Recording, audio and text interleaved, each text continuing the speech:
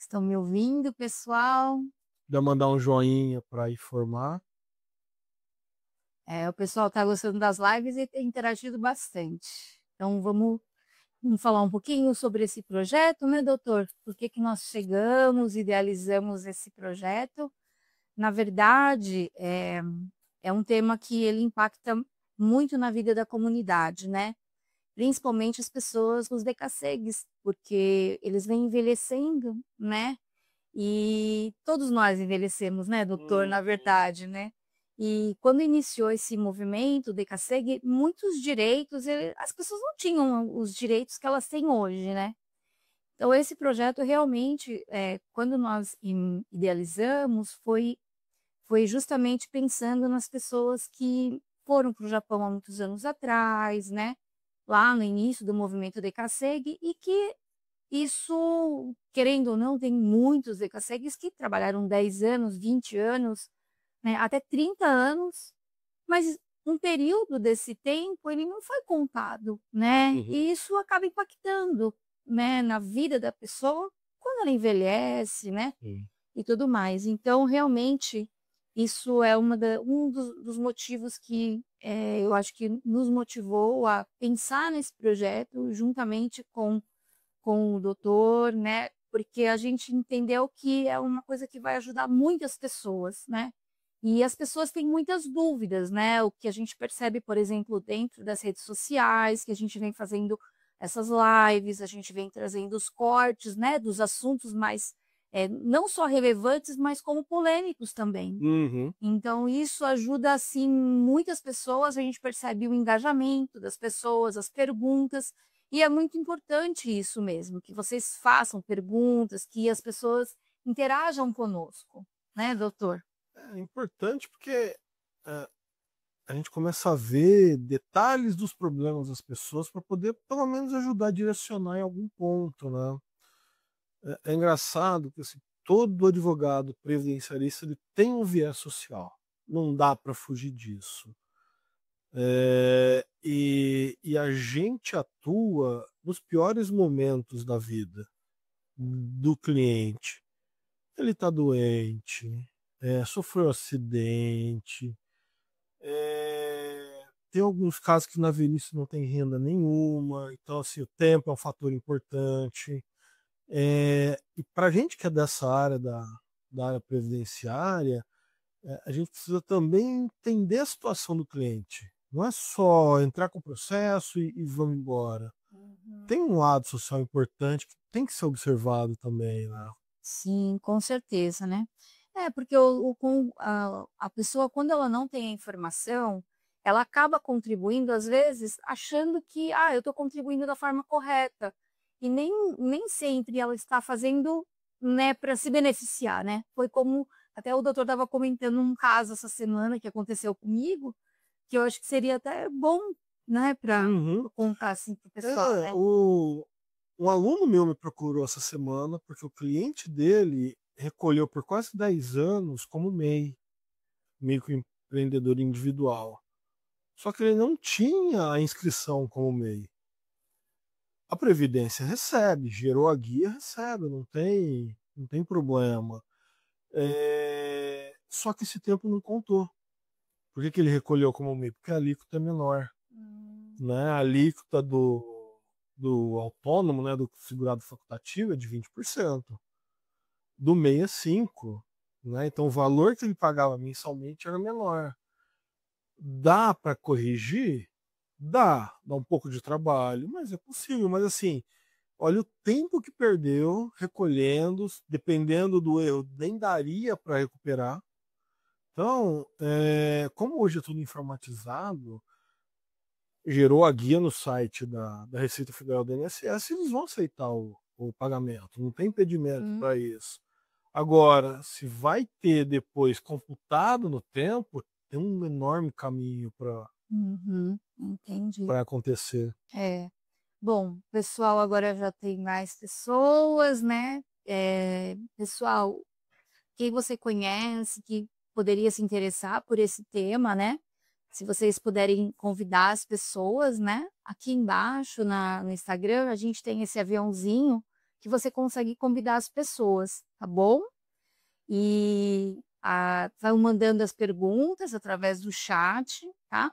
Que o nosso time, eles vão mandando tudo aqui pra gente no estúdio e nós vamos respondendo a todas as perguntas, tá?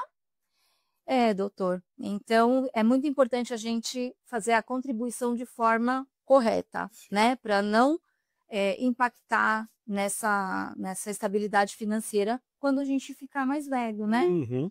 Ok. Então, vamos lá. Então, por isso mesmo, né, pessoal, que nós criamos esse nosso setor jurídico, tá? Que ele vai ajudar a esclarecer essas questões, mas também facilitar todo o processo, né? Para que a gente possa planejar o nosso futuro de forma segura, ok? Então, vamos lá. Doutor, primeiro vou apresentar o nosso advogado, né? Doutor Fausto, tá? O doutor Fausto Marcassa Baldo, advogado com 25 anos de experiência na área, professor e especialista em direito previdenciário com vasta experiência em regime próprio de previdência, mestre em direito previdenciário, e ele já ajudou milhares de trabalhadores a corrigirem erros que poderiam custar uma vida de trabalho perdida. Seja muito bem-vindo, doutor. Obrigado, Cláudia. Boa noite a todos que nos assistem. Bom, vamos lá.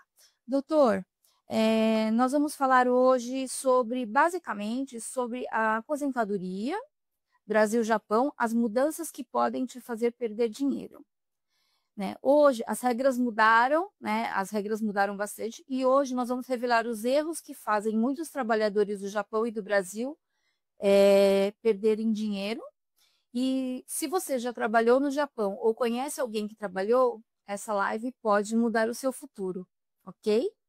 Fiquem até o final, porque nós vamos esclarecer as mudanças recentes na aposentadoria Brasil-Japão, quem pode ter direito a um benefício maior do que imagina, os erros mais comuns que podem fazer você perder dinheiro para sempre, o reembolso do Sakai Hoken, será que ele realmente vale a pena? O doutor vai falar um pouquinho sobre esse tema também, e como garantir que a sua aposentadoria seja justa e sem prejuízos, ok?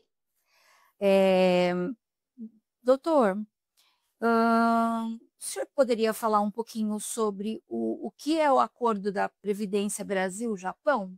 Claro. Bom, o acordo, que, aliás, essa é uma pergunta que vem bastante, né? Muito.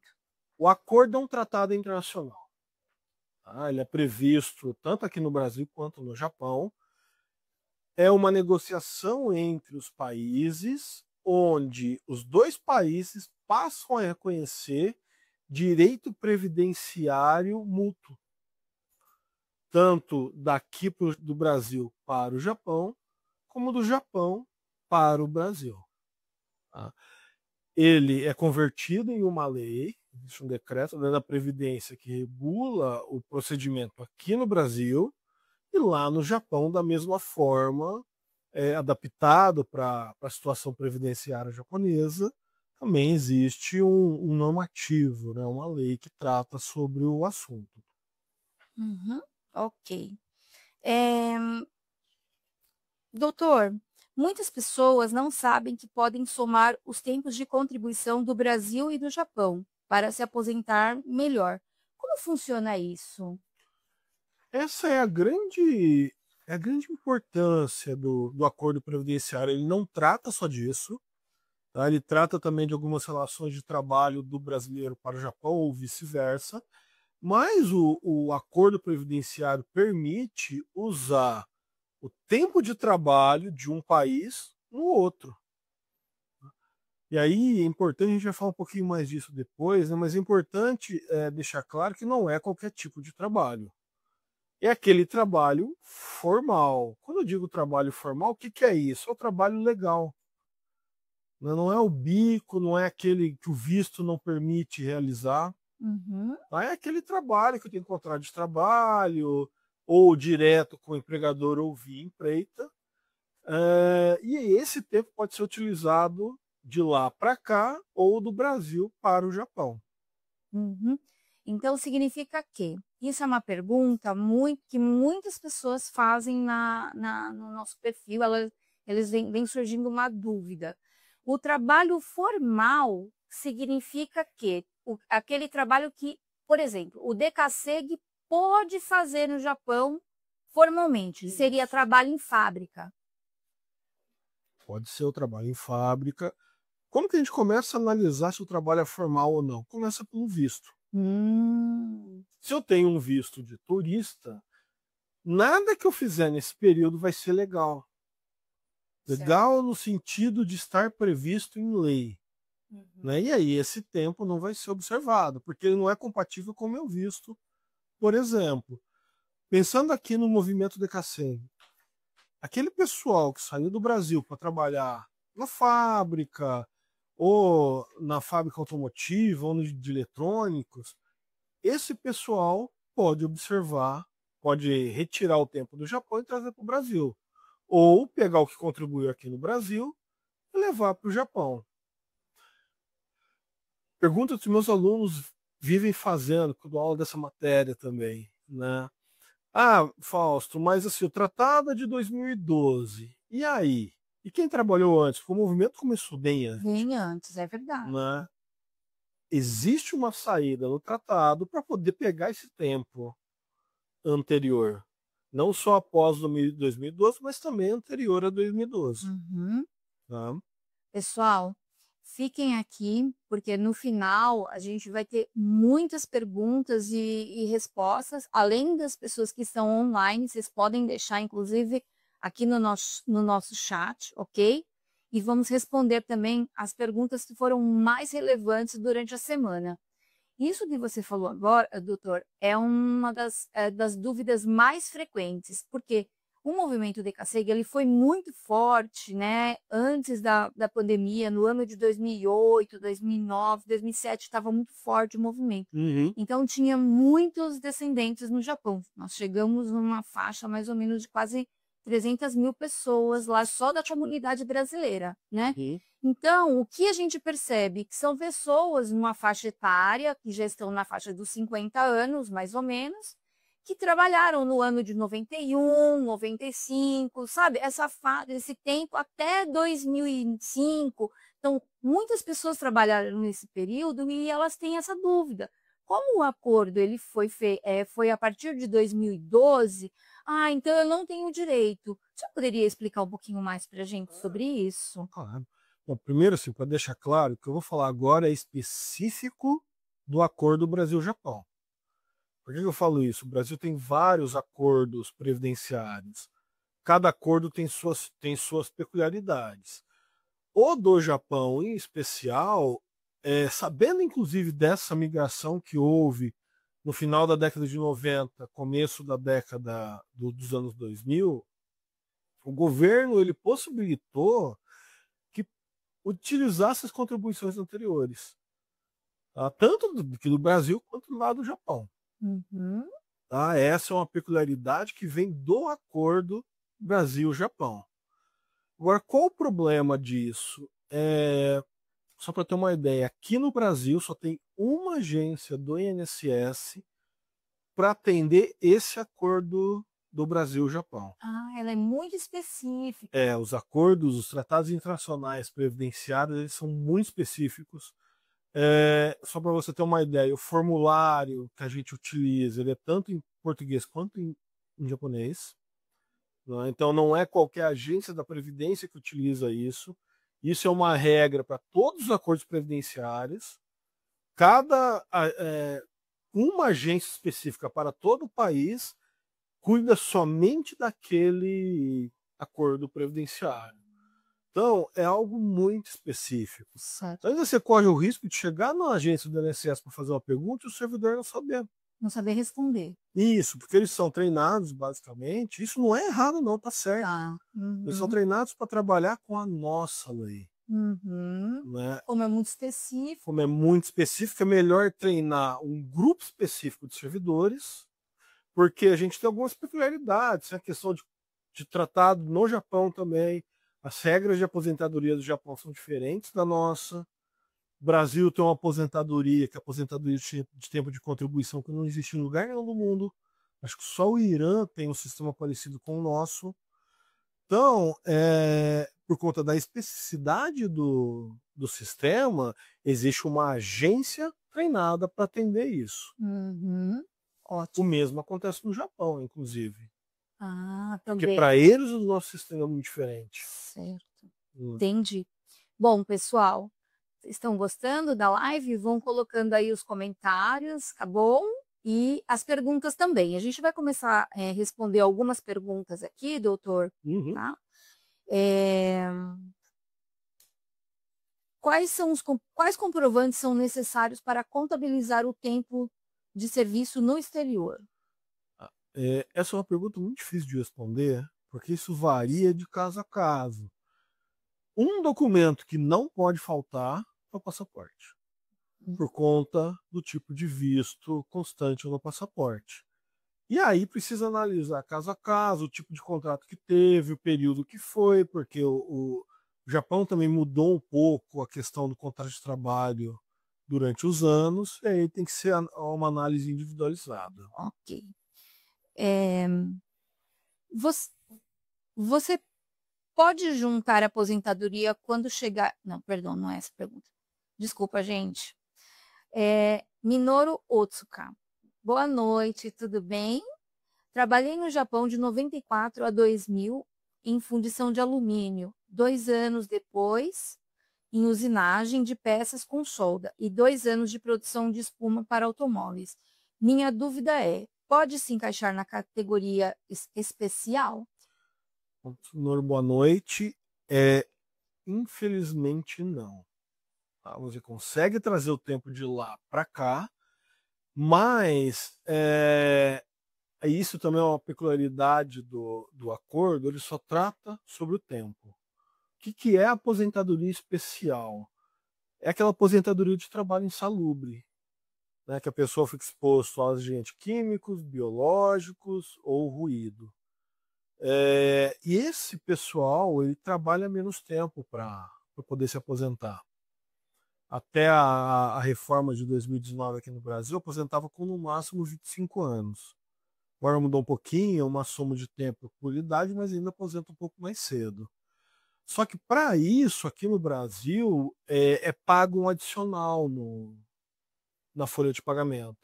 O empregador ele paga um adicional por conta da exposição ao risco.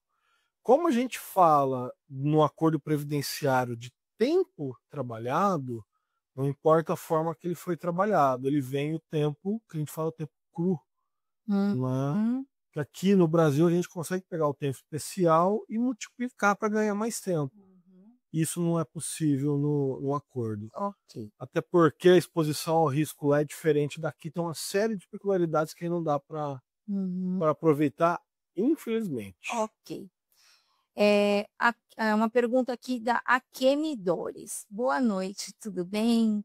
Como somar os anos trabalhados no Japão com os anos trabalhados no Brasil? Fiquei exatamente esse ano, 91 a 2005.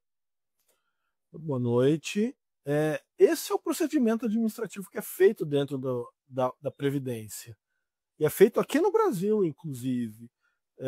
Existe todo um processo a ser realizado que a gente pede para o INSS do Brasil entrar em contato com a Previdência do Japão, eles acabam fazendo a intermediação do tempo e traz o tempo de lá para cá.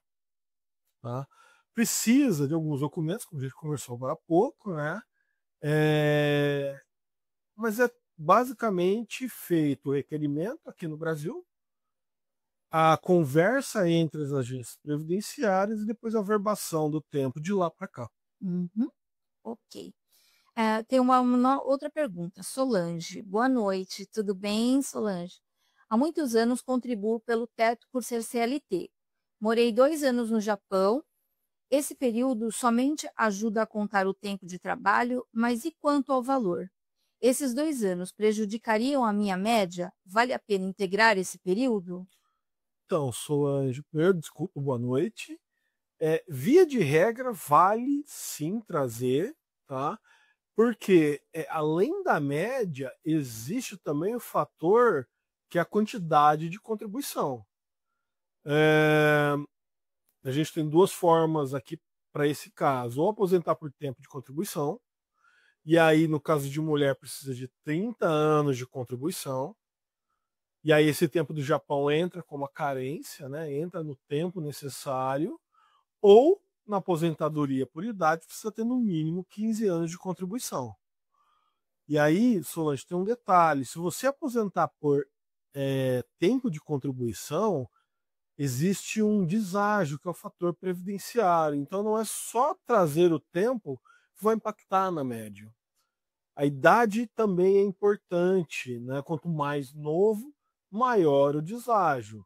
E pode chegar até perto de 40% também. E aí o tempo do Japão não vai impactar em nada. Então, de novo, aí depende de caso a caso. Uhum. Não. Ok. Bom, o Minoru-san, que falou sobre a questão do trabalho com função, ele fez uma outra pergunta. Pergunto porque hoje exerço a atividade de comissário de bordo há 23 anos. Quanto tempo demora mais ou menos o trâmite de conversão de tempo e averbação? Se tiver tudo certo, documentação correta, mais ou menos uns 6 meses. Ok. Tá? Um Bom, pouco mais, um pouco menos, mas nessa média. ok. Doutor, temos mais algumas perguntas aqui, mas nós vamos dando continuidade aqui na nossa apresentação, tá? Na nossa conversa, e vocês vão colocando as perguntas, porque é super importante que nós vamos respondendo por bloco, né, doutor? Uhum. Doutor, sobre o planejamento previdenciário, o que é e qual é a importância de fazer esse planejamento? O que seria? Então, planejamento previdenciário é uma análise da situação da pessoa hoje, e aí ele foca em duas vertentes. Primeiro, verificar se tem algo para corrigir no passado. Infelizmente, a nossa previdência não é algo tão simples de lidar. Nós temos diversos indicadores, passamos por um período de digitalização de formulários, digitalização de contribuição. Então, o primeiro ponto é olhar o passado da pessoa. Aí o segundo ponto é tentar obter para ela o melhor tipo de aposentadoria. Ou a aposentadoria mais rápida, independente do valor, ou a melhor aposentadoria em valor, independente do tempo que precisa contribuir, ou uma média. Tentar chegar num valor que agrade a pessoa num tempo razoável também.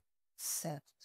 Então, no caso, seria muito pessoal, né? Isso. Planejamento previdenciário, ele não dá para fazer um planejamento geral. Não dá para chegar para você, Cláudio, e falar assim: olha, fiz o planejamento de uma amiga minha, vou dar ele para você observar. Não dá. Pegar o meu caso, por exemplo, eu fui professor, sou advogado, já dei aula em ensino médio. Essa aula em ensino médio me dá tempo especial, então eu ganho mais tempo de contribuição. Quem trabalhou na roça, aliás, eu falo roça porque eu venho do interior, lá é isso que a gente chama o rural. Né? Quem trabalhou na roça pode ganhar tempo sem ter contribuído. Então, eu prestei exército, fiz um ano de exército, esse tempo de exército conta na minha aposentadoria, apesar dele não aparecer no meu quinis. Quem é servidor público pode somar esse tempo também num lugar só, pode trazer do INSS para o serviço para o regime próprio ou vice-versa. Então, são várias hipóteses que influenciam no futuro previdenciário. A importância, então, é isso que é importante, né? A pessoa se planejar, né? Porque às vezes só vai trabalhando e, mas está muito longe de eu me aposentar, né? E aí, quando chega naquele tempo do tempo de aposentadoria mesmo, ela às vezes não consegue fazer muita coisa mais, né, doutor? E aí, como a gente trata de média aritmética simples, não tem muito para onde correr. Né? Quanto mais tempo a pessoa tiver para se preparar, melhor vai ser o valor do benefício. Isso é um fato. Quanto mais próximo da aposentadoria, menos margem a gente tem para planejar. E é matemática não tem. Sim. E não só isso, né, doutor? Muitas vezes a pessoa, ela às vezes não tem mais nenhum recurso, né? O tempo e o Recurso, recurso, sim. né? Enquanto a gente tem é um pouco mais jovem, a gente tem o tempo e o recurso para poder fazer, além do planejamento, a contribuição, enfim, né? Uhum. Ter um direcionamento. E aqui a gente tem uma situação no Brasil muito peculiar, né? O Brasil cobra bastante. Só- A gente tem uma tributação muito alta. Mas conforme a gente vai envelhecendo, o mercado de trabalho vai se fechando cada vez mais. E isso impacta na vida previdenciária da pessoa. Nossa média de aposentadoria no Brasil é muito baixa, em torno de R$ 2.600. Por quê? Além do salário médio não ser lá grandes coisas, as pessoas se aposentam muito cedo, porque não trata a aposentadoria como o final da carreira de trabalho e começar a descansar. Trata a aposentadoria como uma fonte de recurso para continuar trabalhando Ou sobreviver. ou sobrevivendo. E isso impacta no valor. Sim, entendi. Pessoal, é preciso um planejamento correto, né? Qualquer erro nesse tipo, no pedido, pode fazer você perder muito dinheiro, né? Então, é muito importante a gente entender, ter um profissional que vai fazer uma orientação, né, que seja idôneo, para que a gente consiga entender, ele consiga nos entender o que a gente precisa e o que a pessoa, o que vai ser adequado para a pessoa dentro do, né, do perfil dela. Uhum. Ok. Pessoal, tem perguntas? Vão colocando aí, ok? E caso vocês tenham alguma dúvida, alguma coisa, como vocês podem estar entrando em contato com a parte do nosso jurídico, é só vocês entrarem em contato pelo nosso WhatsApp, tá? Que a nossa equipe está preparada para responder, ok? É, doutor, vamos falar um pouco de alguns casos que foram, é, que, que alguns casos de pessoas que o senhor já viu, Uhum. que perderam dinheiro por conta né, de aposentadoria, por falta dessa informação tão importante? Vamos. Bom, é, você pode falar um pouquinho sobre aquele caso que a gente estava conversando? Posso sim. Infelizmente é um caso muito triste. Era um senhor que trabalhou muito tempo no Japão, retornou ao Brasil, foi empresário, continuou contribuindo. E aqui a gente tem uma peculiaridade. Veio no governo Fernando Henrique Cardoso. Antes do governo Fernando Henrique Cardoso, a gente aposentava com a média dos 3 últimos anos de trabalho. O Fernando Henrique assume a presidência e logo após ele muda o cálculo do sistema previdenciário. Foi a primeira grande mudança que a gente teve. E aí ele acaba com essa média dos 3 últimos anos e passa pela média aritmética simples das 80% maiores contribuições. Só que aqui eles fazem uma maldade. E é maldade mesmo. Só que esse período só conta de julho de 94 para frente para o cálculo do valor do benefício. Por quê? Porque a partir do plano real, onde foi estabilizado a inflação. Para quem tem um pouquinho mais de experiência de vida, vai lembrar que antes do plano real, a inflação era uma loucura. Como os valores eles são atualizados para a data do pedido da aposentadoria, atualizar aquele valor lá de trás gerava um valor alto. No caso desse senhor, os valores altos estavam anteriores a julho de 94, e aí teve o período do Japão que acabou não sendo observado, não pediu a averbação, e aí ele acabou aposentando com um salário mínimo. Sim. Qual o grande problema? A gente tem prazo para pedir a revisão da aposentadoria, são 10 anos. E o caso desse senhor já tinha passado o período. Então aí não tem o que fazer. Contribuiu lá, contribuiu aqui, era para ter sido um valor maior, mas por conta do prazo da revisão ter passado, não há mais o que fazer. Isso aí. Pessoal, então a importância da gente, né, verificar se a gente está fazendo a contribuição da forma correta, né? Porque um pequeno erro ou uma falta de informação pode custar uma aposentadoria, assim, com valor baixo, né, para sempre, né, doutor? Então, vamos lá. Doutor, vamos falar um pouquinho sobre a parte do reembolso do Sakai Roken? Porque essa parte, muitas pessoas têm essa dúvida, né?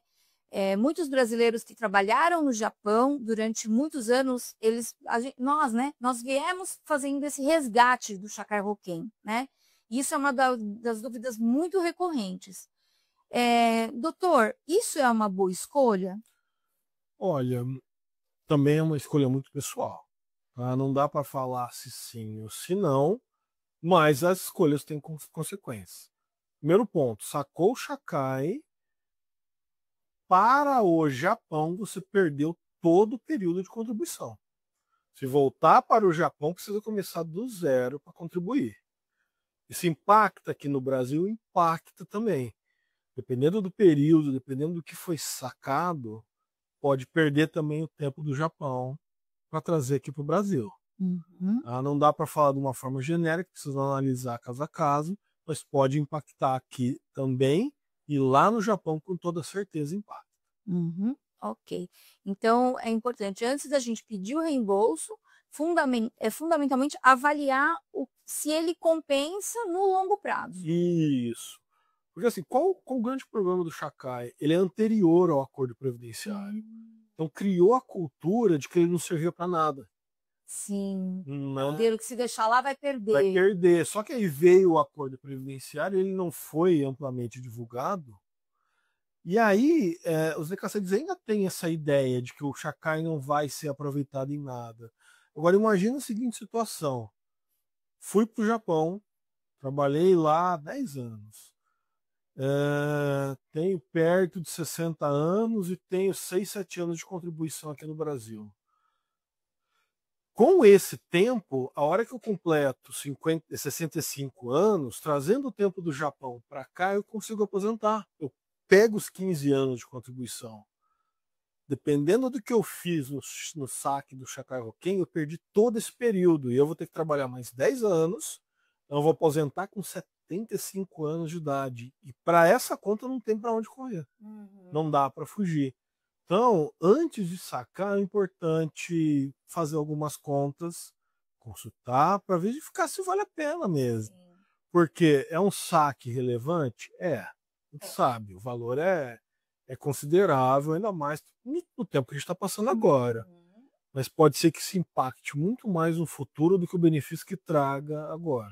Ok. Bom, então, se você já pensou em pedir esse reembolso, é bom a gente consultar um especialista, né? Analisar o que faz mais sentido para cada um de vocês, ok? Bom, doutor, aqui vamos entrar num bloco agora de perguntas e respostas também, mais pessoas perguntando. A Lilian Takasso, quem tem visto permanente, pode resgatar o Sakai Roken? Lilian, obrigada pela pergunta, mas nós não realizamos o processo de resgate de Sakai Roken, tá? E a gente vai para a próxima pergunta. Vocês podem indicar onde dar entrada desse pedido? A Kemi, você pode entrar em contato através do WhatsApp da Daikoku Jurídico, tá? Que o nosso time vai fazer o atendimento e atender você, tá bom? Para suas dúvidas. É o 11 91181 1717, ok? E temos mais uma pergunta aqui, doutor Lucimatsu. Boa noite, tudo bem? Qual agência do INSS posso procurar aqui no Brasil? Então, Lúcia, boa noite. Essa agência ela não é acessível. Tá? Aliás, hoje todo o sistema é feito via forma eletrônica.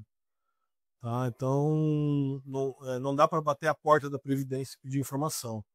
Tem todo um procedimento dentro do meu INSS, ou no caso do advogado, nós temos aqui em São Paulo um sistema próprio, no Geride, para poder fazer as comunicações com a Previdência. Ok. Uma outra pergunta, Silvana OFC. Boa noite, Silvana. Boa noite, doutor. É a Silvana. Trabalhei no Japão de 91 a 94 e a firma não recolheu a previdência. Como fazer nesse caso? No Brasil, tenho recolhimento de 28 anos e 8 meses. Silvana, boa noite. Vamos lá. O trabalho sendo formal, mesmo não havendo recolhimento, a gente consegue aproveitar, tá? Então aí são 91, 92, 93, 94. São 3 anos, com mais os 28, 8 meses, você já passou do tempo da aposentadoria por tempo de contribuição. Então, no teu caso, se você quiser, você já pode fazer o pedido de averbação do tempo do Brasil, do Japão para o Brasil, já solicitando, inclusive, o pedido de aposentadoria. Nossa, olha, Silvana, que bom. For interessante para ela. Interessante. Né? Mas você já adquiriu, somando os tempos, o tempo mínimo para aposentar por tempo de contribuição.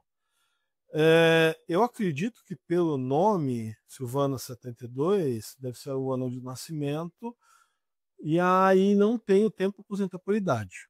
Se for 72 a data de nascimento. Para aposentar por idade, tem que trabalhar um pouco mais. Mas o tempo de contribuição já tem. Já tem. Olha, que bom. A importância desse acordo, né, doutor? Uhum. E ele veio mesmo para somar. É o que eu falo para meus alunos. Todo tempo é tempo. É tempo. É verdade. Cada mês que você deixa lá, é um mês que você trabalha mais aqui. Não tem jeito. Pessoal. Vamos colocando as perguntas, tá? Vamos lá, tem mais uma pergunta aqui. O Ai Harumi. Boa noite, Harumi, tudo bem? Quem tem dupla nacionalidade, Sansei, ela é neta de japoneses, que naturalizou no Japão, que trabalhou no Japão e Brasil, é o mesmo procedimento? Boa noite, Harumi. Sim, tá? Aqui para o Brasil, pouco importa a sua nacionalidade. Tá? Contribuiu para a Previdência, você é um segurado da Previdência e vai receber benefício. Pode ter dupla cidadania, já vi casos de tripla cidadania e não impacta. O importante é ter trabalhado aqui em algum momento. Tá? Para o acordo previdenciário, você precisa de 1 ano de trabalho no Brasil. Isso é importante. Tá? Agora, tem esse 1 ano, pode trazer 39 anos de lá para cá, não importa. Até porque o povo reclama muito da aposentadoria aqui no Brasil, mas é melhor do que a do Japão. Uhum. O valor nominal é melhor. Então, não há problema quanto à nacionalidade. Olha, que ótimo. Vamos lá, pessoal, vamos colocando as perguntas aí, que a gente ainda tem mais perguntas aqui, doutor. Vamos lá. Se eu trabalhei no Japão e no Brasil, posso receber a aposentadoria dos 2 países ao mesmo tempo? Essa é uma pergunta muito boa e ela impacta, inclusive, no planejamento previdenciário bem feito. Sim, é possível, tá? E aí tem um detalhe, precisa observar as regras de cada país. Posso aposentar aqui no Brasil, posso aposentar em conjunto no Japão, mas eu não posso trocar contribuição, senão eu não consigo adquirir os requisitos necessários. Mas se de forma isolada eu consigo observar idade e tempo de contribuição, perfeitamente. Pode fazer as 2 aposentadorias sem problema nenhum. Ok. Como faço para somar os tempos de contribuição entre Brasil e Japão? Bom, aí é o procedimento administrativo perante o INSS. Tem formulários a serem preenchidos, tanto em português quanto em japonês. Documentos a serem anexados, igual a gente conversou no começo da live, depende de caso a caso. E aí, quem faz essa troca de tempo são as agências previdenciárias. Ok. Já me aposentei no Brasil, mas vou morar no Japão. Continuo recebendo meu benefício? Sim, continua. Tá? O benefício é vitalício. Você começou a receber aposentadoria, ela só cessa no óbito, independente do país que estiver residindo. Mesmo que a pessoa, quando ela mude de país, ela encerre o domicílio fiscal no Brasil, ela continua ainda recebendo aposentadoria. Ok. Tá? Vamos aqui mais outra pergunta aqui, doutor. A Lilian Takasso está perguntando: se eu trouxer os documentos do Japão, ele terá que ser traduzido? E o tradutor tem que ser juramentado? Boa noite. Essa pergunta é muito boa. Nós não estamos falando de visto. Não tem apostilamento. Tá? Então, não há necessidade de traduzir os documentos, justamente porque são agências especializadas. Uhum. Traz o documento, esse anexado dentro do processo, e a própria Previdência faz o trabalho de tradução, se precisar. Ok. Doutor, se eu pedir o reembolso do Chacai Roquem, ainda posso usar esse tempo para aposentadoria? Então, provavelmente não. Ok. Tá? Vai precisar analisar caso a caso, mas se tiver que dar uma resposta mais genérica, eu optaria por falar não. Ok. O INSS ainda paga aposentadoria para quem mora no Japão? Sim, o INSS paga, não tem problema a residência. É pago numa agência do Banco do Brasil. Existe um procedimento para receber lá fora, mas o pagamento é normal, feito em real. Ok. Doutor, trabalhei no Japão, mas não sei se contribuí para a Previdência. Como descubro? Começando pelo visto.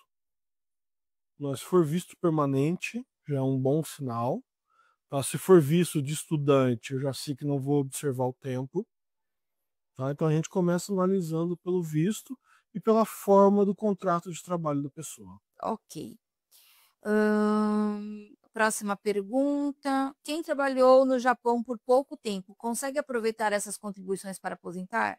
Sim, trabalhou um mês, esse mês pode vir para cá. Ok. Quais são os documentos necessários para dar entrada na aposentadoria usando o acordo previdenciário? Bom, como a gente já falou hoje, né? Passaporte importante. Aliás, passaporte é essencial. Se tiver comprovante de pagamento, contrato de trabalho, declaração da empreita, se tiver, aí varia também caso a caso. Ok. Moro no Japão, mas quero me aposentar no Brasil. Posso continuar contribuindo com o INSS? Pode, existe uma contribuição específica para os brasileiros expatriados, que é feito via um documento específico, e não precisa vir para o Brasil, isso é tudo feito à distância. Uhum. Ok. Doutor, nós vamos falar um pouquinho de só rapidamente, brevemente, já que o senhor tocou nesse assunto, nessa questão de que a pessoa não precisa sair do Japão para fazer determinados procedimentos, sobre o casamento à distância, né? Como casar mesmo morando em países diferentes? A gente vai falar um pouquinho sobre outros serviços e nós vamos voltar para responder as outras perguntas que estão entrando aqui. Podem colocar as perguntas no chat, ok, pessoal? Cláudia, eu sei que é estranho falar isso, né? Mas eu não preciso estar presente no dia do meu casamento. É engraçado porque é legal, inclusive, na certidão de casamento não tem diferença nenhuma. Tá? É possível casar, sim, estando longe. Eu não preciso, por exemplo, eu estou no Japão, minha noiva reside no Brasil, estou apertado de dinheiro. Sim. Que é uma situação hoje comum aqui no Brasil. Eu não preciso deixar de trabalhar no Japão para vir para o Brasil, fazer toda a papelada, casar para depois retornar, inclusive para ela retornar comigo. Existe um procedimento específico para que a pessoa possa, estando no Japão, de forma legal, a casar aqui no Brasil. Uhum. A documentação é basicamente a mesma. O tempo aumenta um pouquinho, entre uma semana, 10 dias, e o custo também aumenta coisa de reais. Não é nada absurdo fazer esse procedimento. Ok. Doutor, sobre a parte de inventário e divórcio no exterior, nós conseguimos resolver essa parte também à distância? Sim, mesma coisa do casamento. A única diferença é que para o casamento à distância não precisa de advogado. Tá? Divórcio, inventário, reconhecimento de união estável ou dissolução de união estável, são direitos de família. É necessário sempre a presença de um advogado, isso está na lei brasileira, e pode ser feito à distância sem problema nenhum, Ok. também de forma totalmente legal. Ok. Então, é possível resolver essas questões sem sair do país onde você mora, onde você está, Sim, né? inclusive hoje esses sistemas tecnológicos ajudaram bastante, Uhum. principalmente na troca de documentos, acesso à informação. Então hoje dá para fazer do sofá da casa da pessoa que estiver lá fora. É, porque tem muitas pessoas que acabam tendo essa questão, né, do inventário e tem que voltar, deixar o trabalho, né, então tudo isso é Uhum. possível.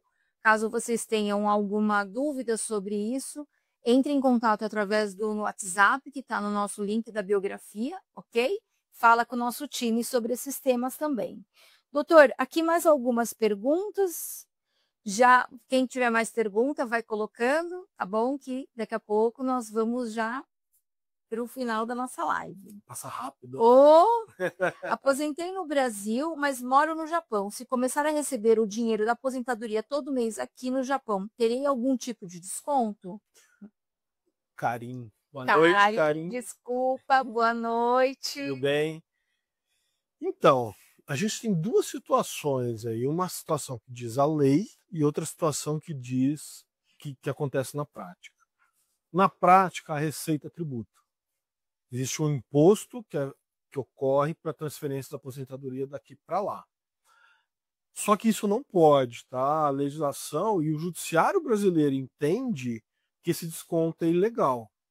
Para quem ocorre isso, inclusive é possível pedir judicialmente aqui no Brasil para que isso não ocorra mais, primeiro ponto, e segundo ponto, que traga esse dinheiro de volta para o bolso da pessoa. Uma repetição de indébito. Então eu consigo suspender o pagamento daqui para frente, eu morando no Japão, e é importante, isso não é para todos os países. Uhum. Então, morando no Japão, eu consigo que suspenda o desconto daqui para frente e traga também, me devolva o valor que já foi descontado. Nossa, Karen, isso é bem interessante e bem importante, tá? Espero que tenha te respondido as suas perguntas. Caso tenha mais dúvidas, entre em contato no WhatsApp do nosso jurídico, ok? Vamos lá, para a próxima pergunta. Ah, não, perdão. A Silvana fala aqui, ó. Muito obrigada, doutor. Vou entrar em contato para mais informações. Agradecidas porque tem uma declaração que trabalhei lá no Japão. Olha, Que bom. obrigado pelo feedback, né? Isso aí. Importante. A documentação aí, pelo que eu estou vendo, já está na boca para pedir, né? É isso aí. Hum. E aqui outra pergunta, doutor Amanda, para quem ainda está no Japão, vale mais a pena continuar contribuindo no Japão ou investir na Previdência Brasileira? Amanda, boa noite, tudo bem? Boa Não, noite. Amanda, isso é muito relativo, tá? Depende muito da idade, do tempo de contribuição, de quanto a pessoa está disposto a gastar com a previdência, né? Porque para quem está no Japão já tem o seu desconto lá, mas pensando no futuro, né? E isso é meio óbvio que eu vou falar agora, mas é verdade, dois é melhor que um. Uhum, com certeza. Né? Bom, vamos lá. Então, doutor, o Acordo Previdenciário Brasil-Japão trouxe muitas vantagens, mas sem aquele planejamento correto, às vezes a pessoa não vai conseguir, vai acabar perdendo dinheiro, né? Uhum. Os erros mais comuns, pelo que nós entendemos aqui na live, são não guardar documentos, deixar de contribuir corretamente ou solicitar o reembolso sem avaliar os impactos, né? Sem falar que isso é certo ou errado, mas para cada pessoa o objetivo de cada um. Não é assim? O ideal é analisar a situação, cada caso, e tentar chegar no valor ou no tempo para aposentar que agrade a pessoa, né? Uhum. Mas é importante fazer a contribuição de forma correta. Como a gente estava conversando no começo da live, né, que o meu aluno vem pedir ajuda com quase 10 anos, recolhendo errado, que poderia ter sido perdido. Né? Então precisa tomar alguns cuidados na hora de fazer o pagamento. Né? Uhum, sim. Tem mais uma pergunta aqui, doutor. Conheci minha noiva no Brasil, mas vim para o Japão. Queremos casar. Preciso voltar para o Brasil ou dá para casar no Japão? Boa noite, Hélio. Sim, não precisa retornar para o Brasil, tá? Isso pode ser feito à distância. E aí tem um detalhe que muita gente me pergunta, que eu já inclusive algumas dúvidas aqui nas lives, se isso atrapalha o visto. Não, na hora de emitir a certidão de casamento, não aparece a informação sequer que o casamento foi feito à distância. Ok. Mais uma pergunta aqui, doutor. Senhor Ademar Cazu, boa noite, tudo bem? Trabalhei no Japão de 91 até 2011. Paguei o Shakai por 5 anos, mas quando voltei fiz a restituição. Hoje pago por CNPJ já faz 11 anos. Bom, sou Demar, boa noite. Precisava ver o processo de restituição do Shakai para ver o que foi feito, tá? Até porque de 91 a 2001, a 11, não é todo o período que incidiu o Shakai. Tem mais Sim. essa. Tinha o Cocomin antes. Tinha o Cocomin, né? Então, isso precisa ser analisado e o tempo do CNPJ, ok, não tem problema nenhum. Empresário é contribuinte obrigatório da nossa Previdência. Então, esse tempo como empresário, tranquilo, vai ser averbado no seu 15, não tem problema nenhum. O período anterior, aí precisa ser visto como foi feita a instituição de Shakai, mas de 91 até, salvo engano, 2008, acho que quando entrou o Shakai, 91 a 2008, esse período o senhor pode trazer para o Brasil, não tem problema. É verdade, ele conseguiu sacar aquele período do Shakai, Do Shakai. começou a ser obrigatório, mas antes Isso. ele tem esse direito do tempo. Isso, precisa analisar com calma para ver o que foi feito. Ok. Doutor, temos mais uma pergunta. O pessoal pode ir colocando perguntas, tá? Que o doutor está aqui, vai responder a todas, né, doutor? E a gente já está indo para o encerramento, então é importante vocês colocarem as perguntas. Tem dúvida, pergunta, tá? Mesmo que você já tenha feito uma pergunta, pode fazer outras perguntas e a gente vai responder. Estou no Japão e perdi meu pai recentemente, que morava no Brasil. Como fazer inventário nesse caso? Bom, o processo do inventário em si, ele pode ser feito de duas formas. Ou via cartório ou via judicial. Como que a gente define qual meio usar? Se tem menor ou incapaz. Se tiver menor de idade como beneficiário, como herdeiro, ou incapaz, obrigatoriamente precisa ser feito via judicial. Ah, Fausto, preciso retornar para o Brasil? Não, não há necessidade. Tá? Pode continuar. Lá não tem problema nenhum. Ok. Bom, previdência, pelo que nós percebemos, doutor, não é algo simples. O INSS e o sistema japonês têm regras complexas e só um especialista pode garantir que você tenha o melhor benefício possível. Vocês entrem em contato conosco, ok? Caso vocês tenham dúvidas, tá bom? Se você quer garantir que está no caminho certo, evite fazer sozinho. A Daicoco Assessoria Jurídica tem especialistas que podem analisar o seu caso e evitar prejuízos, ok? Mandem mensagem agora para agendar sua consulta. E também a gente oferece algumas reuniões que elas podem ser online, ok? Então, caso vocês tenham interesse, queiram tirar algumas dúvidas, entre em contato através do WhatsApp e aí a gente vai direcionar para uma reunião mais específica. Doutor Fausto, deixa eu ver se tem mais alguma pergunta, porque aí a gente já vai encerrar. A Lilian está fazendo uma pergunta. Quem apenas pagou o Cocumin Roquem, o seguro saúde, também tem direito de comprovação? Não é Cocumin nem Kim.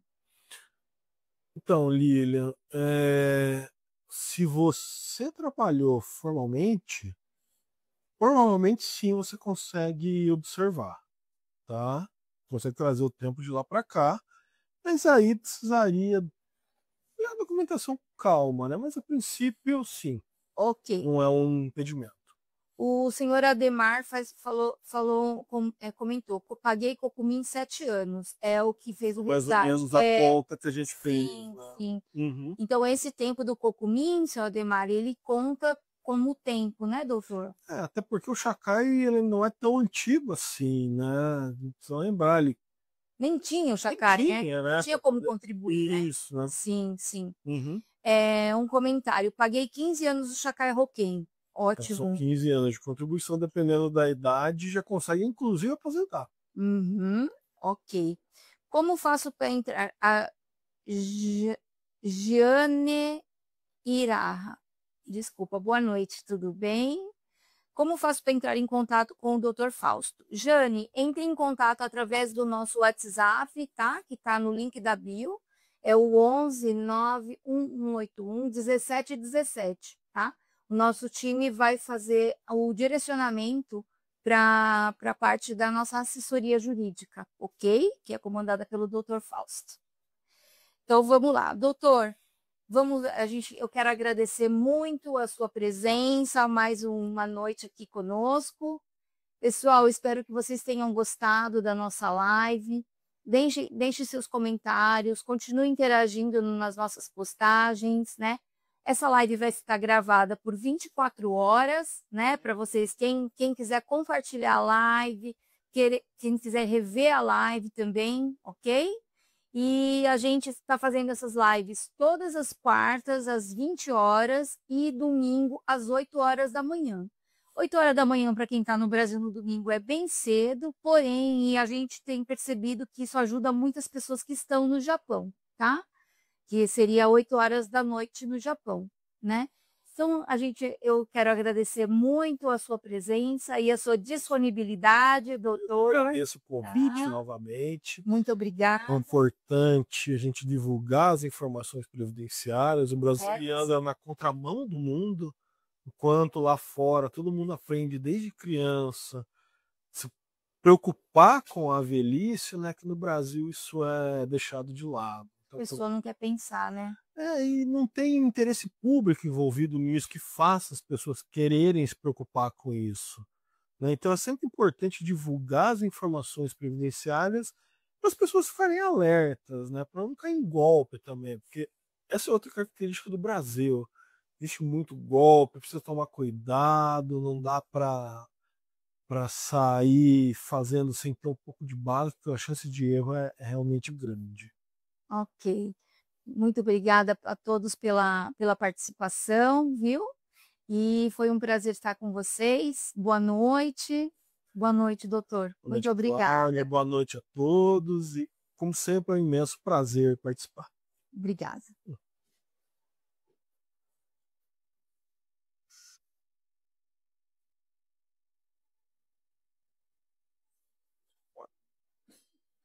Você quer saber? Hoje foi animado. Não, hoje, olha,